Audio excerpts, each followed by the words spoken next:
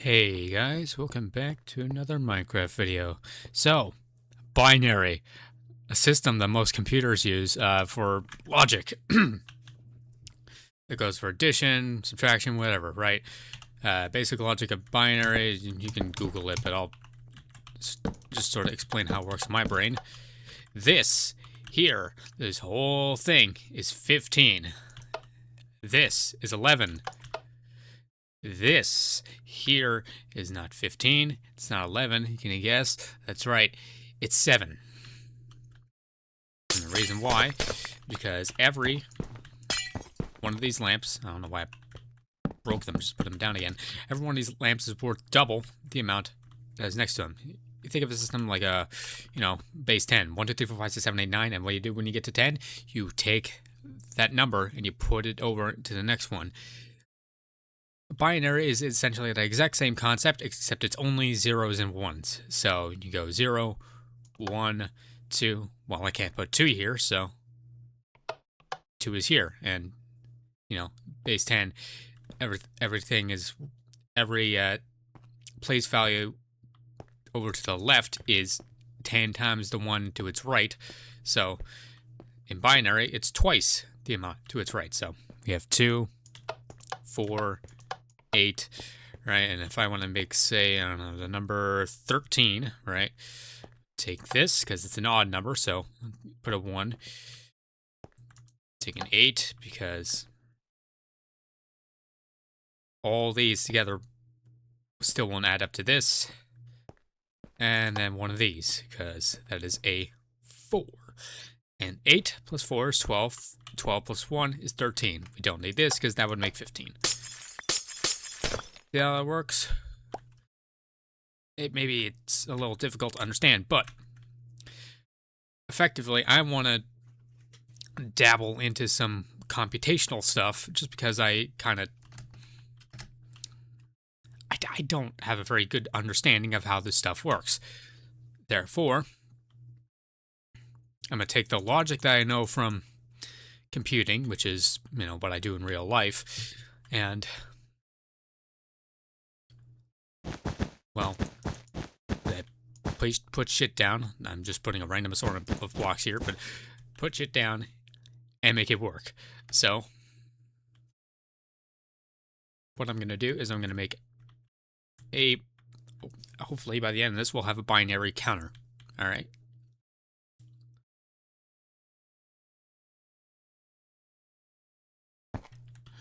So let's just do this.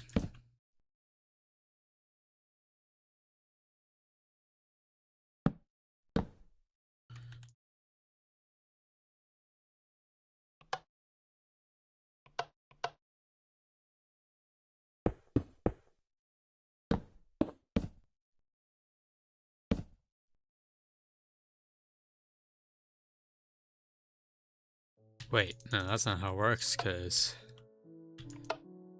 no matter what I have,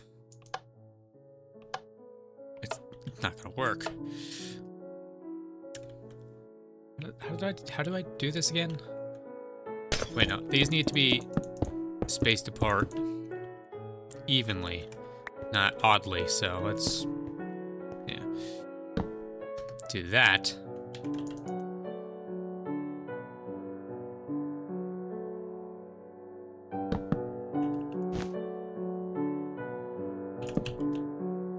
Right, so this is a... Wait. Oh, wait. It's supposed to be subtract. Right. This is a negative AND gate. How it works, the way it is, well, just have to figure out how the comparators work. I don't know why this one is displaying as on, because it's off. There we go.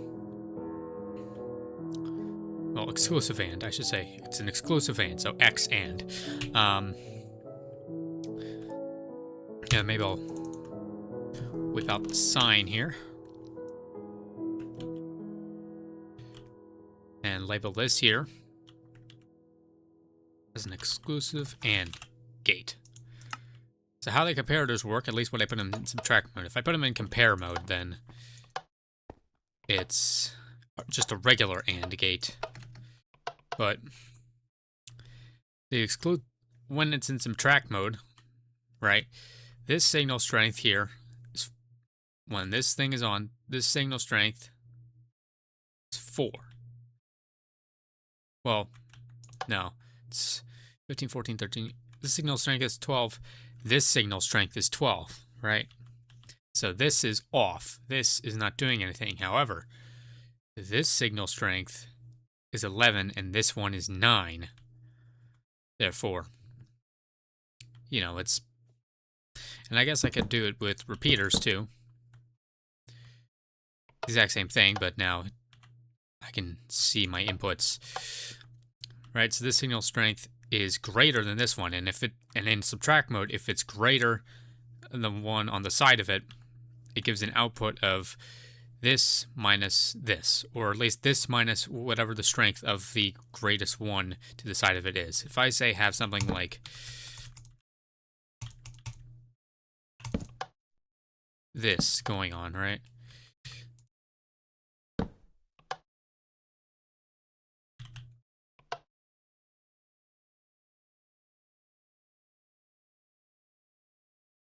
Right, this is 2. Well, this is 13 minus 13, so it's 0. But the smaller one is not even being counted in because it's 13 minus 12. It only counts in the bigger one. But if I take it off, right, suddenly there's 0 strength here. So it's 13 minus 12, which is 1. See how that works? Maybe that was a bit of a convoluted explanation, but that's the basics of it, and we can use this logic to effectively create anything. So we have an exclusive AND gate. All right. One of these must be on. If both of them are on, then it doesn't work because the signal strength is the same the whole way around when it's like this. The output is symmetrical, but the input is asymmetrical, and that's why it works.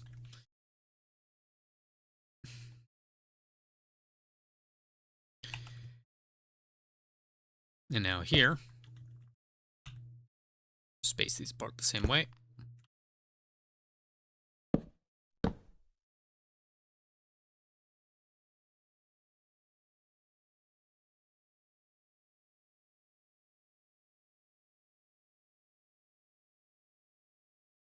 This here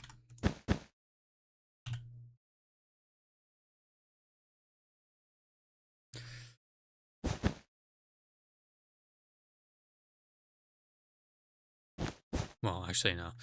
It's kind of hard to logic this one in a concise way, necessary. Well, sort of. But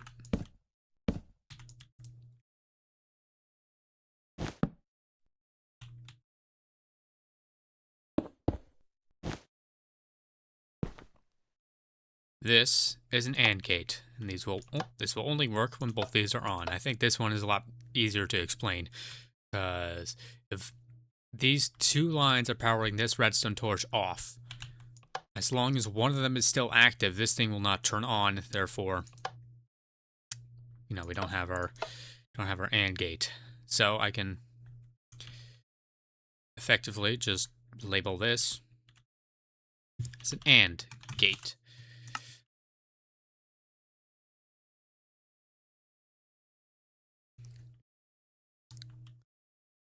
And this is basic binary, right? This is effectively basic binary. But we don't exactly have the full story yet, because we're not necessarily adding or subtracting any values. We're just determining whether 2 inputs equals an output or not. This is logic. This is not necessarily binary. This is just Boolean logic. So, we need to make things a little more complicated, let's say. So there's our binary. Now I'm going to make what is commonly known as a half adder.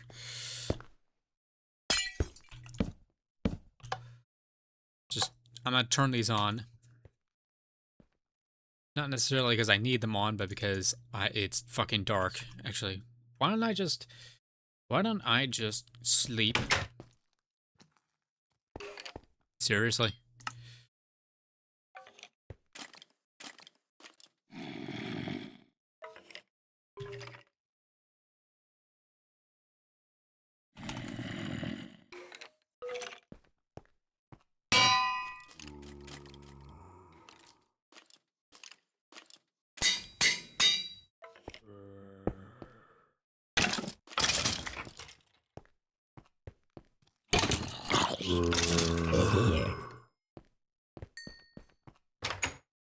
There.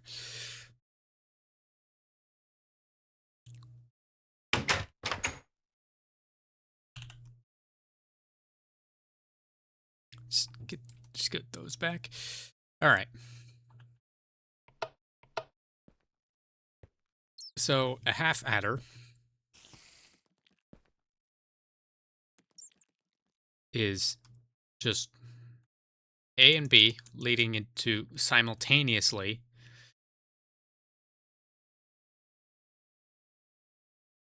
an AND gate, well, exclusive AND gate. No, sorry. This is I labeled this wrong. An exclusive OR gate and an AND gate at the same time. And I'll explain exactly what this does in a sec, but effectively, our output is going to be two different things. So we're going to get a binary output with multiple values. So it's not just going to be 0 with 1, it's going to be 1, 2, 3, 4. There's 4 outputs. Well, 4 possible outputs into 2 values.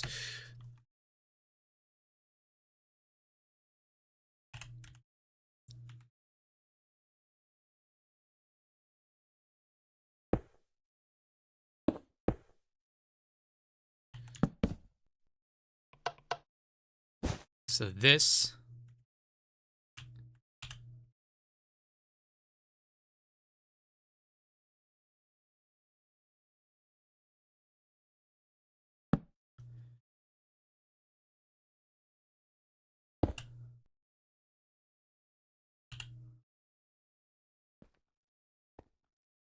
is our exclusive OR gate, and it will output into what I'm going to label as just S or sum, because that's what it is. It's a sum, right? There we go. However, at the same time, this signal will be outputting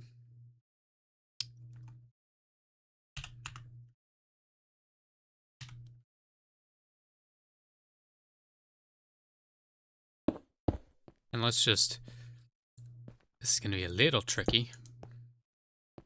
That's how it works, right? Yeah.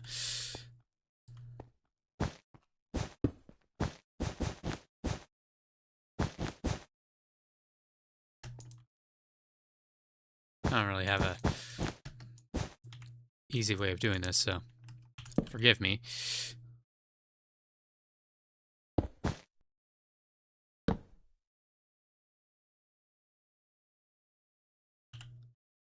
And then this outputs to what I'm going to label as C, or carryover. Right? So we have an input here and an input here. Now this should probably be on the left instead of the right. In fact, I'm gonna actually do that because it will visually make more sense.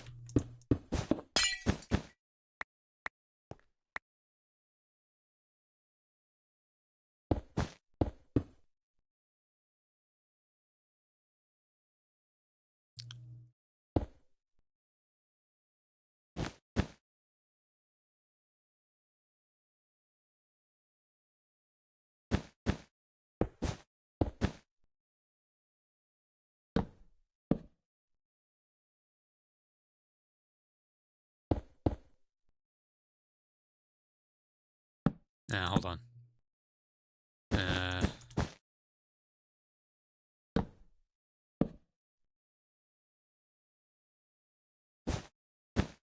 Yeah, that breaks the circuit.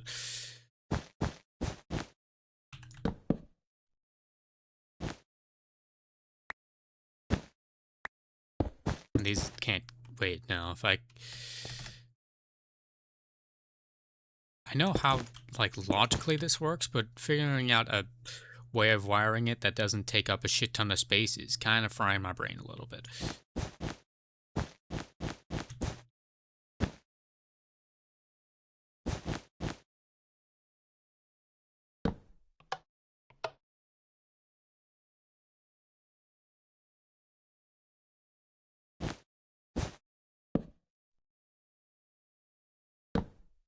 Wait, no. There we go. That works. That'll work.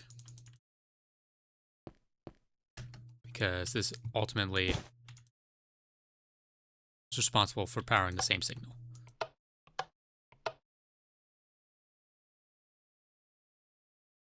Wait, no. Because that's... God damn it.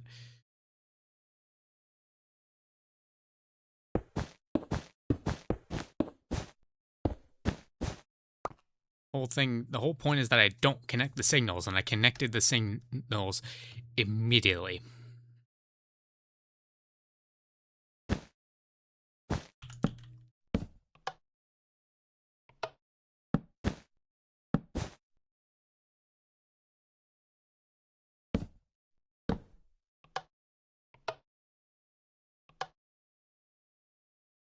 There we go. Because this signal isn't being directed into here. Alright. In fact, I can do this to make it a little...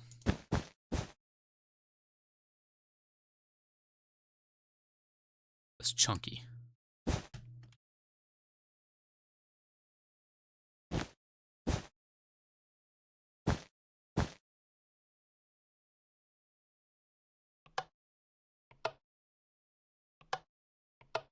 There we go.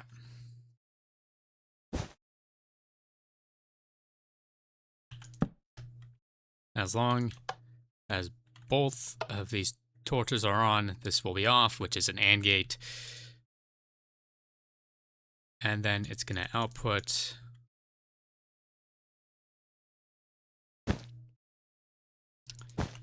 into carryover. So if I input the number 1, get that. If I input the number 2, we get that. And the reason why is because this, whether or not the number is 1 or 2, it's still the same bit. Because it's still, you know, binary. However, if I say input, if there's something present in 2 different place values, right? So we say have, I don't know, this. So none of them being on would be this. One of them being on would either be this or this in binary, and both of them being on would be this. And that is where the carryover comes in. Same logic as is in math.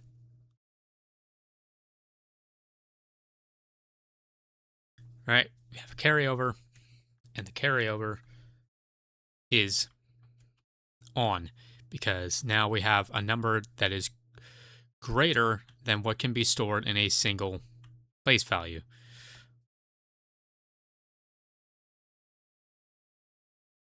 Right? If we got 1 bit, if it's just 1 bit, then it fits in the first place value. But if it's 2 whole bits, then it goes to the second.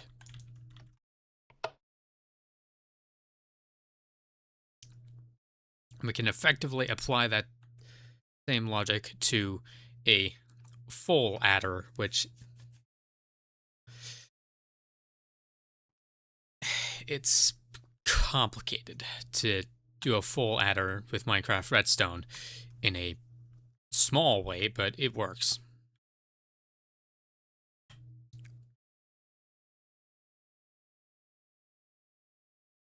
So I'll cut back when I have made it because it's going to take a while.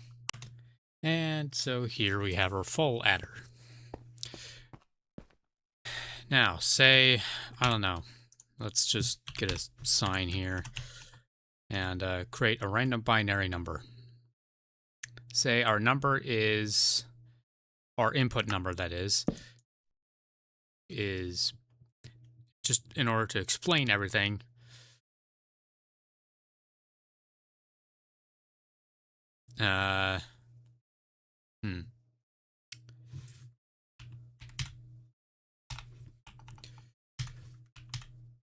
Let's see.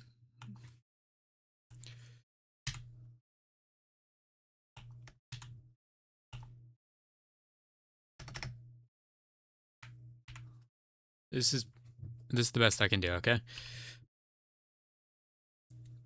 So there's our carryover, and there's, right, so we have a carryover into this place value here, and then we have this number, right? So the true value of this binary number is that, but for the sake of this thing's existence, it's this. So let's input as is. So this number here is activated, but this one isn't. So I can safely say that A is on. Now this one is activated too, but this isn't, which means that this has not been carried over into yet. So use the carry in. And our output is this. The sum. Well, or the carry out rather. The carry out effectively means that our result from this, right? This plus this is simply a carry out. Well, no. All these two represent this, I mean. Because we have one here, and we have a carry in going here, right? Our value is 1 plus 2.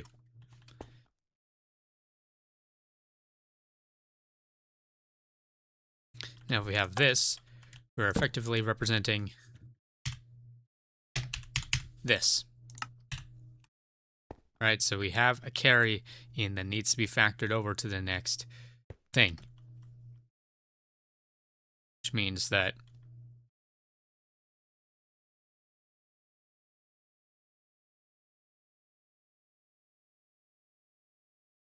oh wait, no. My explanation is terrible.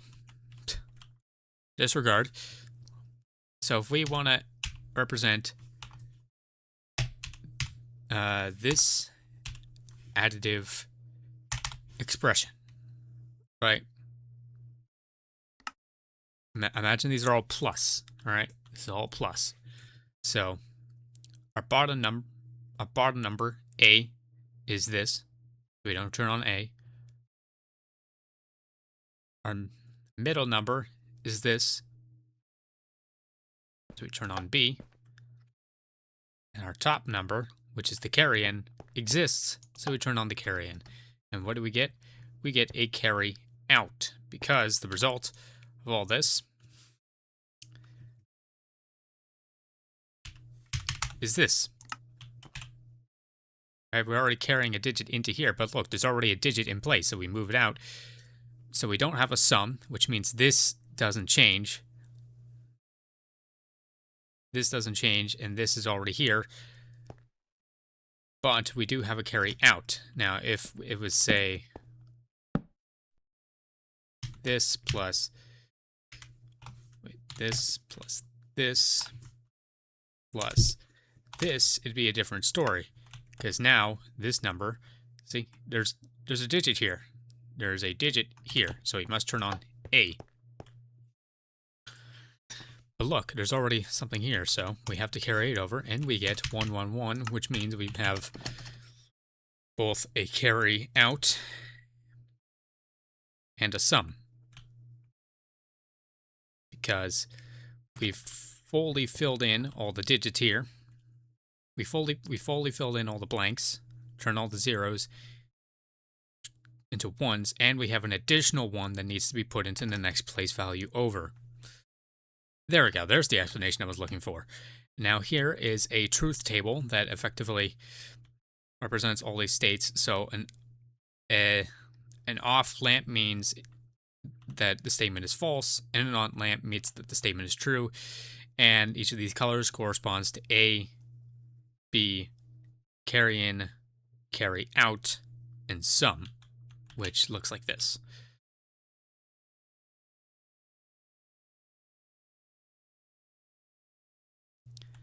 And this is effectively the redstone, right? And now we can just stack these as multiple inputs and outputs. Because now we have a full adder. And these can effectively just be a whole bunch of half adders added onto one another.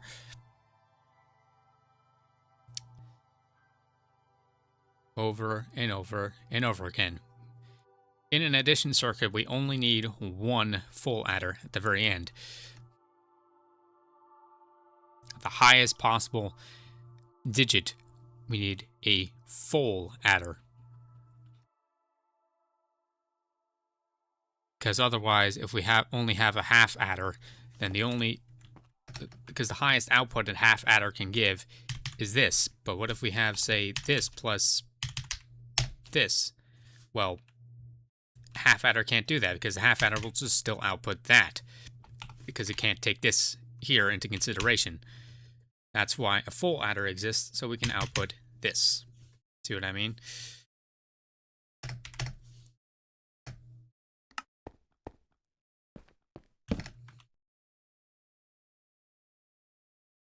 So yeah, say if I want to represent a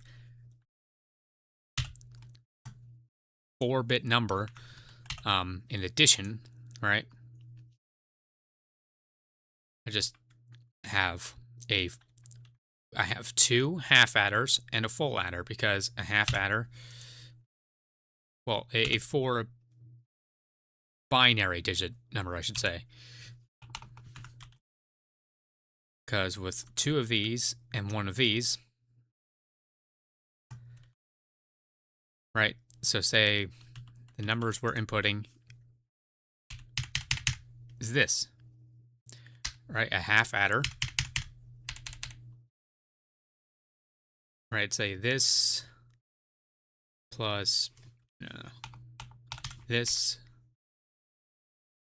plus this, right? With this plus this, right?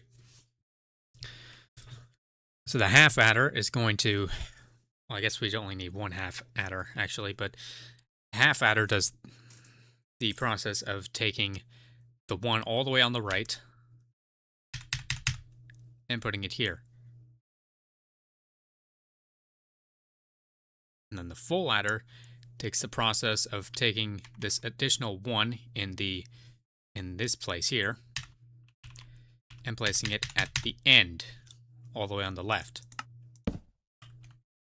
Because the full adder effectively checks the digits and goes, okay, well, that's full. Move it over, and it keeps carrying it over and carrying it over and carrying it over until it reaches all the way on the left, the highest digit value, or at least the very furthest place it can possibly go. And that's effectively the logic behind it. I'm terrible at explaining things, and I think I just made that a lot more confusing than it needed to be, but there it is.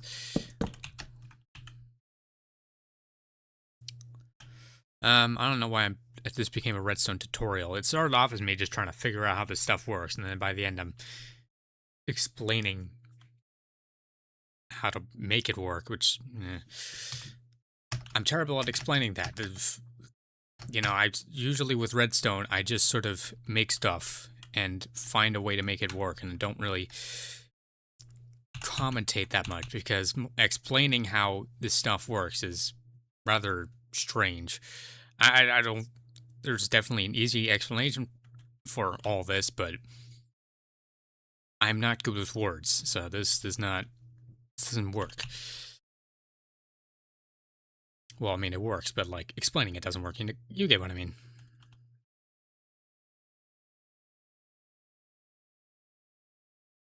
So yeah, I guess I'll just leave it here. So thank you all so much for watching. I really do appreciate it, and I hope you enjoyed it. And I'll see you in the next video.